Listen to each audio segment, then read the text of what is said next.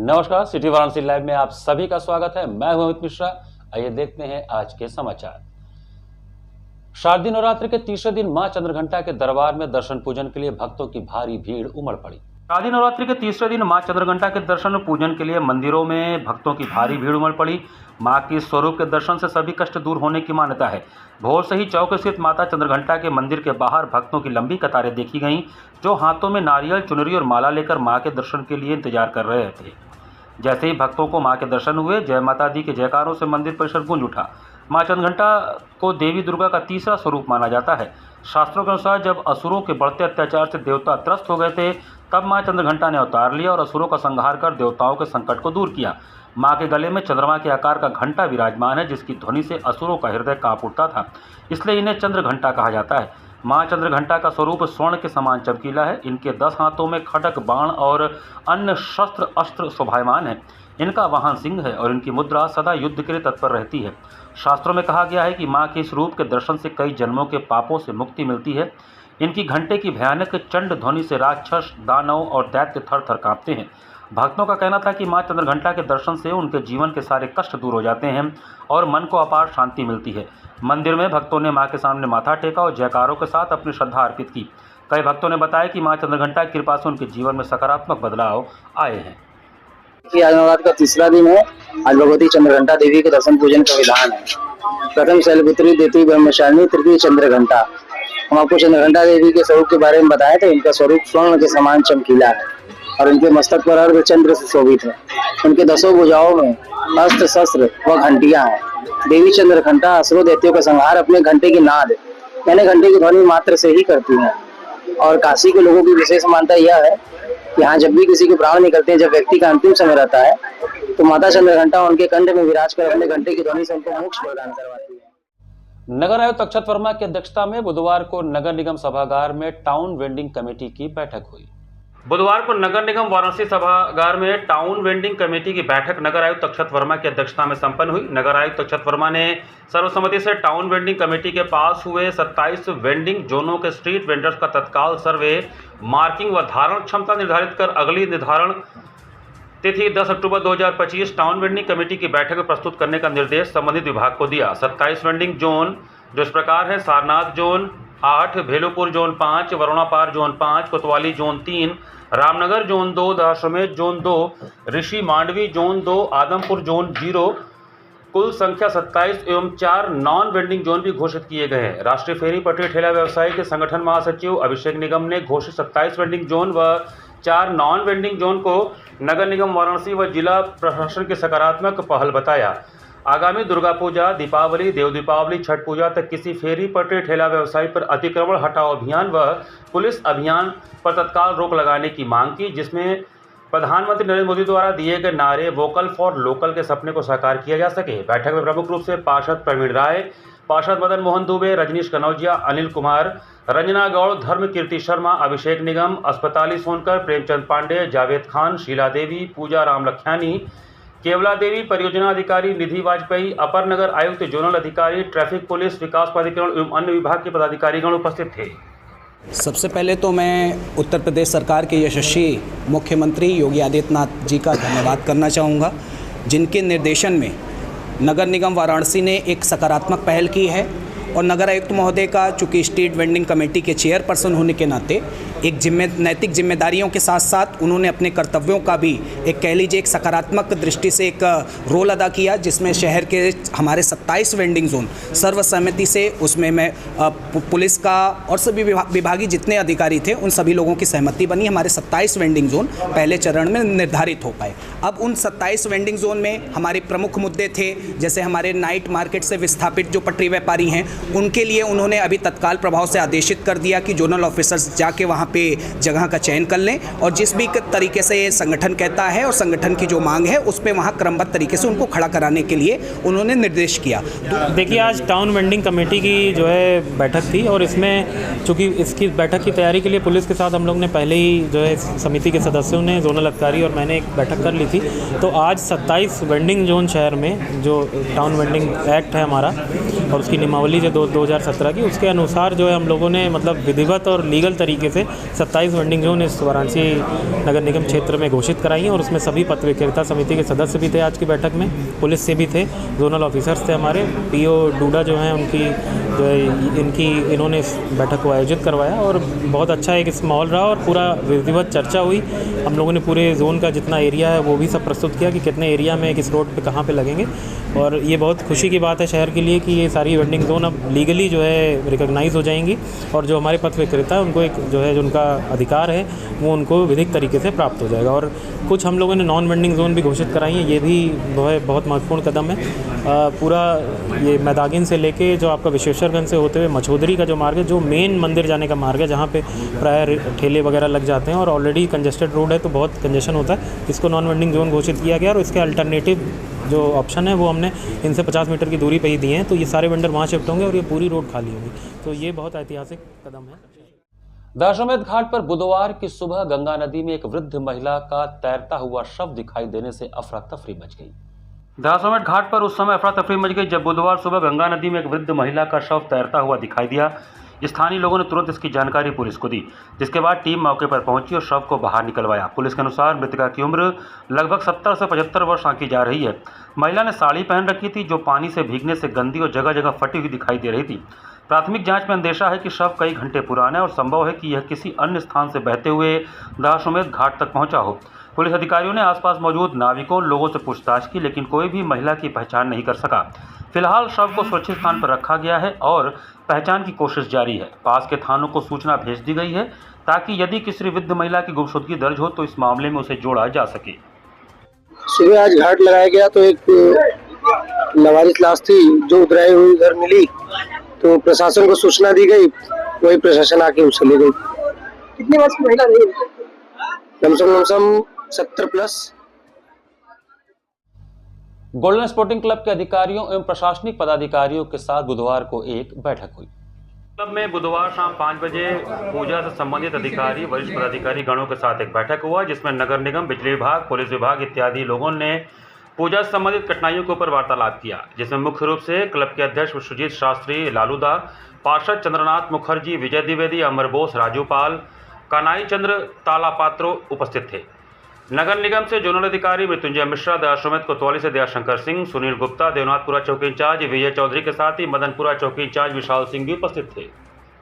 आज नगर निगम से, प्रशासन से और विद्युत विभाग वगैरह से सभी अधिकारी लोग आए थे और हम लोगों से मीटिंग किया रूट के विषय में और प्रकाश व्यवस्था के विषय में, और रास्ते में कोई भी जैसे तार बाहर निकला हो या कोई खड़ंजा खराब हो, ये सब विषय में बातचीत किया गया है।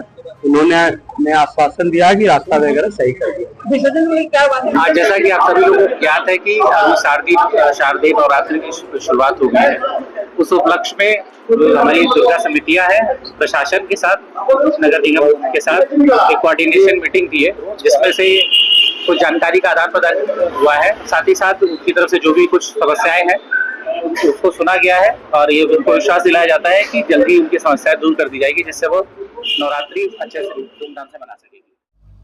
वाराणसी खंड स्नातक एमएलसी चुनाव 2026 को लेकर समाजवादी छात्र सभा की एक आवश्यक बैठक हुई।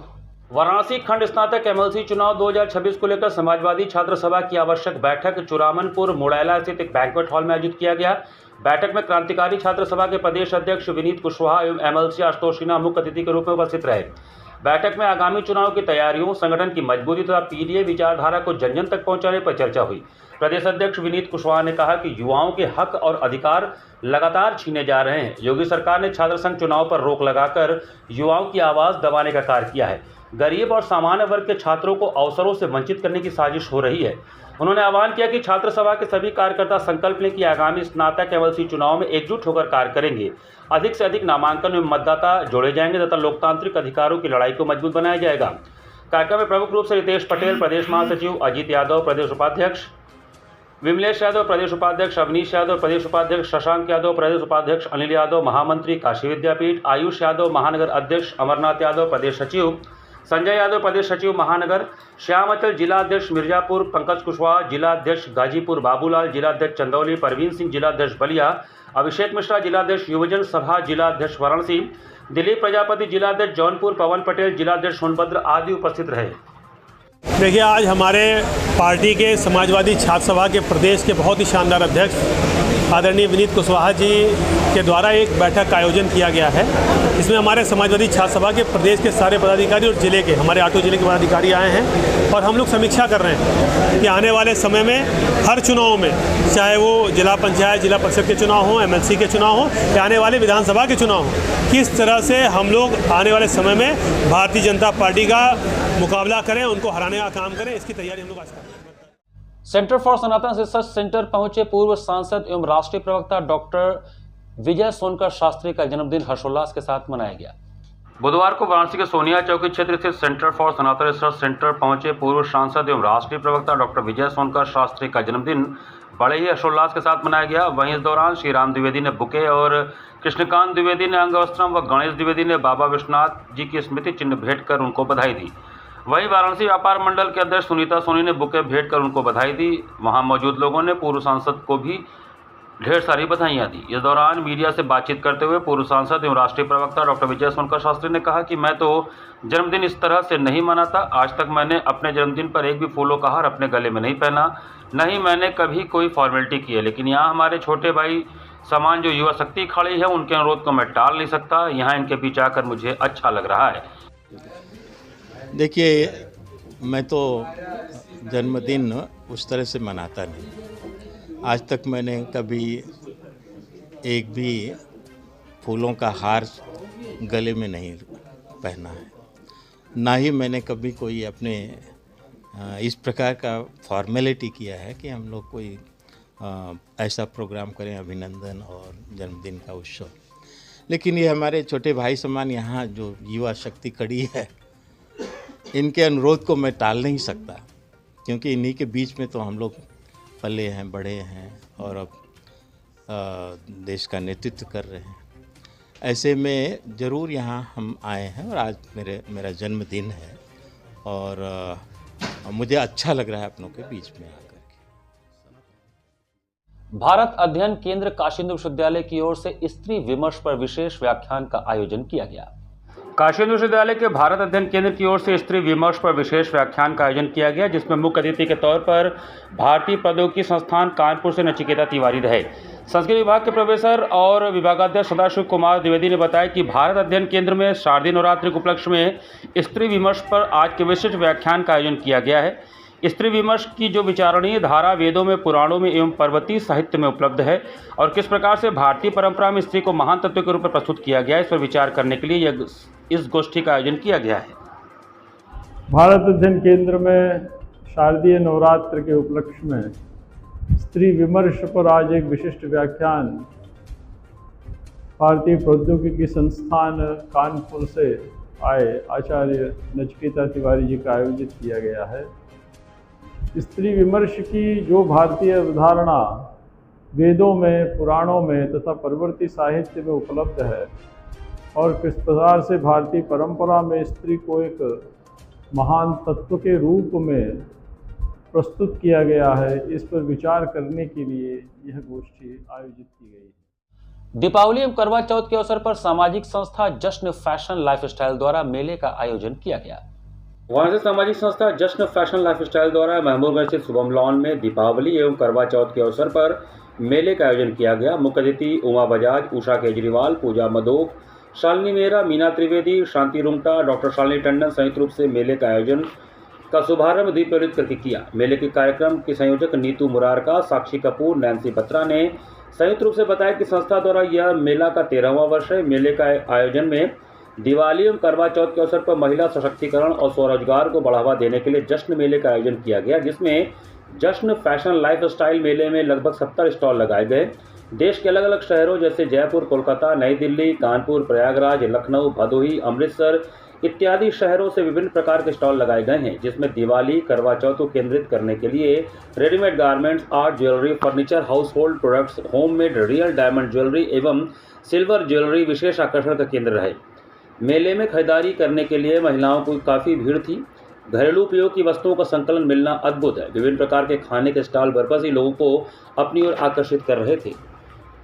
ये आज करवा चौथ दिवाली मेला महिलाओं के लिए लगा हुआ है, जहां महिलाओं ने महिलाओं के लिए ही बहुत सारे स्टॉल लगाए हैं, जिसमें घरेलू सामान, कपड़े और पूजा का सामान, सब तरह की शॉपिंग जो त्योहार के समय की जाती है। तो एक ही छत के नीचे अलग अलग शहरों से आए लोगों ने अपने स्टॉल लगाए हैं और वही चल रहा है। मैं पूजा बदोच हूँ, डायरेक्टर ऑफ डैलिन सन्नी ग्रुप ऑफ स्कूल्स। क्या कहना चाहेंगे मैडम इस पे स्टॉल लगा? आज मैं यहाँ ओपनिंग करने के लिए आई हूँ जश्न की। सबसे पहले तो मैं आयोजकों को बधाई देना चाहूँगी। इसमें नैन्सी, नीतू एंड साक्षी है, जो पिछले 13 ईयर्स से इसको एग्जिबिट कर रही है और बनारस वालों को हमेशा अच्छे से अच्छे प्रोडक्ट्स को यहाँ पे अंडर वन रूफ यहाँ पर ये मुहैया कराती है। और सबसे इम्पॉर्टेंट है कि ये वुमेन का ही मैं देख रही हूँ, वुमेन सेंट्रिक है और काफ़ी लेडीज़ ने यहाँ स्टॉल लगाया है। सो लेडी वुमेन एम्पावरमेंट के ऊपर they are working a lot since 13 years. मुझे लग रहा है कि आगे भी इसी तरह से होते रहना चाहिए और लेडीज़ को अपनी कला को दिखाने का और आगे आने का मौका मिलना चाहिए। और इसके लिए मैं इन सबको बहुत बहुत बधाई देना चाहूँगी। जनता हिताय समिति द्वारा प्राचीन लक्ष्मी कुंड देव दीपावली महोत्सव के रजत जयंती वर्ष 2025 को भव्य रूप से मनाने की तैयारियां शुरू कर दी गई हैं। देव दीपावली महोत्सव स्वर्ण जयंती वर्ष 2025 मनाने की तैयारी वाराणसी जनता हिताय समिति ने शुरू कर दिया है। इस संदर्भ में बुधवार को एक प्रेस वार्ता कर समिति के लोगों ने बताया कि प्राचीन लक्ष्मी कुंड देव दीपावली महोत्सव स्वर्ण जयंती वर्ष 2025 को ऐतिहासिक और भव्य रूप से इस बार 5 नवंबर को मनाया जाएगा। इस बार 21,000 दीपकों से लक्ष्मी कुंड के सभी देवालयों को सजाया जाएगा। इस अवसर पर सनातन धर्म से जुड़े विविध कार्यक्रमों का आयोजन भी किया जाएगा। वहीं समाज सेवा करने वाले महान विभूतियों को 11 काशी गौरव रत्न, काशी भूषण व काशी कौस्तुभ रत्नों से अलंकृत कर सम्मानित किया जाएगा। कार्यक्रम के मधुसूदन त्रिपाठी, प्रकाश दुबे, पीके तिवारी, मनोज राय, सुरेश चंद्र पाठक, संजय अग्रवाल इत्यादि लोग उपस्थित थे। ये आयोजन मतलब आज जो हम लोग बैठक कर रहे हैं, आपकी साथ वार्ता कर रहे हैं, इसका मुख्य उद्देश्य ये है कि इस बार हमारी संस्था का रजत जयंती वर्ष है। इस रजत जयंती वर्ष के उपलक्ष्य में इस बार भव्य रूप से देव दीपावली लक्ष्मी कुंड पे मनाई जाएगी। इसमें माता रानी का श्रृंगार, आरती, पूजन किया जाएगा। सम्मानित जनों को सम्मान दिया जाएगा। सांस्कृतिक कार्यक्रम होंगे। लक्ष्मी कुंड का भव्य सजावट किया जाएगा। सारी चीजें और विकलांग जनों को निःशुल्क उपकरण वितरित किया जाएगा। समाज दीपों से सजाया जाएगा। 21,000 दीपों से सजावट की जाएगी। शिवपुर के शुद्धिपुर क्षेत्र में नो लिमिट फिटनेस जिम का शुभारंभ हुआ। शिवपुर क्षेत्र में नो लिमिट फिटनेस जिम का बुधवार को शुभारंभ हिंदू युवा वाहिनी वाराणसी मंडल के मंडल प्रभारी अमरीश सिंह भोला के द्वारा फीता काट कर किया गया। जिम के अधिष्ठाता अभिषेक सोनकर ने बताया कि हमारे जिम में सभी तरह की अत्याधुनिक मशीनों का उपयोग किया जा रहा है, जिसमें युवाओं के 10,000 रुपये वार्षिक शुल्क रखे गए हैं। शादी नवरात्र से लेकर दीपावली तक जो भी युवा जिम में एडमिशन कराना चाहते हैं, उनके लिए 30% का विशेष छूट दिया जा रहा है। इसी के साथ सिटी वाराणसी लाइव का ये संस्करण हमें समाप्त करते हैं। मुझे दीजिए आज्ञा। नमस्कार।